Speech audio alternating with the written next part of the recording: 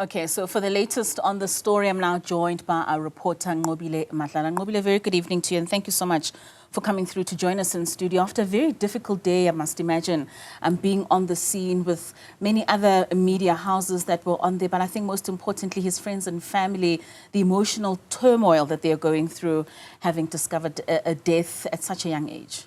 Yeah, definitely. I mean, we could see from his colleague, PH, he was really emotional. You could see that the entire time he was speaking to us, he was really just trying to hold back the tears. And when they were actually working on him, because we saw forensics going on the scene there, where he was laying and they had to sort of open him up, and you could see that the investigations were still ongoing at that point, and we saw him even pull out of that scene at some point, and you could just see that he's tearing. He meant a lot to a lot of people. But his sister, also emerging as a brave person, being able to speak out at that point, you can imagine just how hard it is. She's spoken about how raw it is in terms of her family. So it's been very difficult for the family to accept this kind of passing. Like, it's not something she was expecting. She was even talking about how she had just recently told her friend that you must definitely meet my brother because of the kind of person he was, describing him really as a glue in the family, as somebody that brought everybody together, and more than anything saying that he was like a bridge in everyone that he came to touch.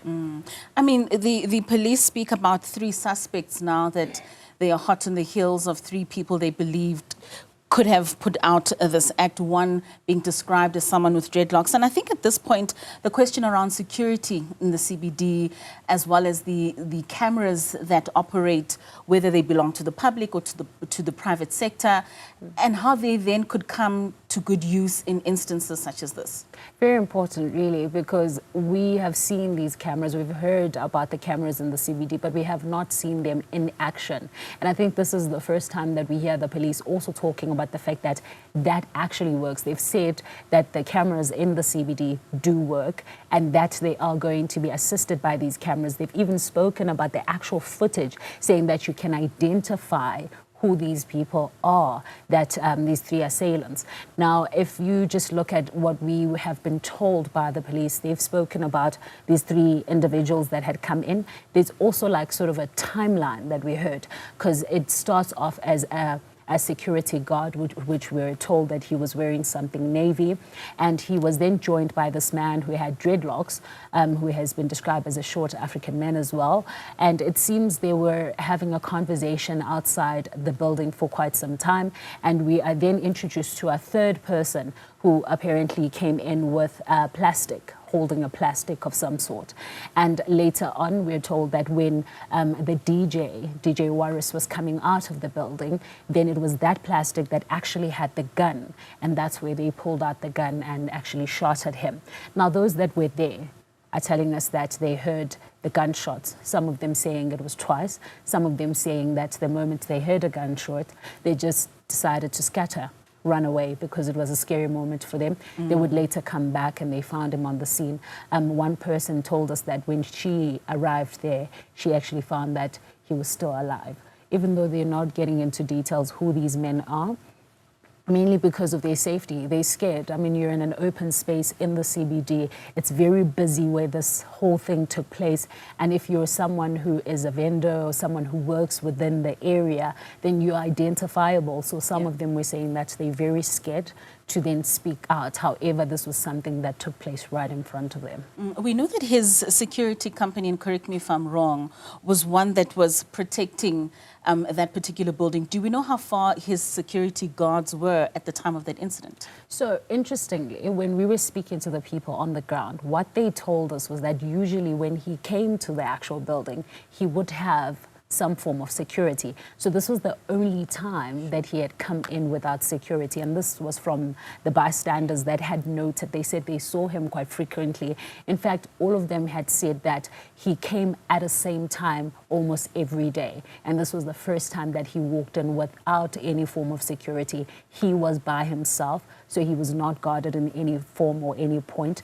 Now, we know that he is one of those people that has been quite vocal about Hijacked building. He believes, of course, that that the city could have done better, and it could be better in a form that it could be much safer for everybody else. And we know that he's been vocal about these things. So he was part of the people that were basically working in these various buildings, and we're told that he has a company, security company, as well as a cleaning company. So you would imagine that there was actually members that were working in the building but not necessarily guarding him, and this is when this incident took place. An unfortunate one, really. Very unfortunate, extremely unfortunate. And I think it also just opens up that ongoing conversation about hijacked buildings in the CBD, as well as undocumented people that are living in many of these buildings, which really poses a huge risk, not only to those that are living in those buildings, but to anybody that comes in and out of the CBD.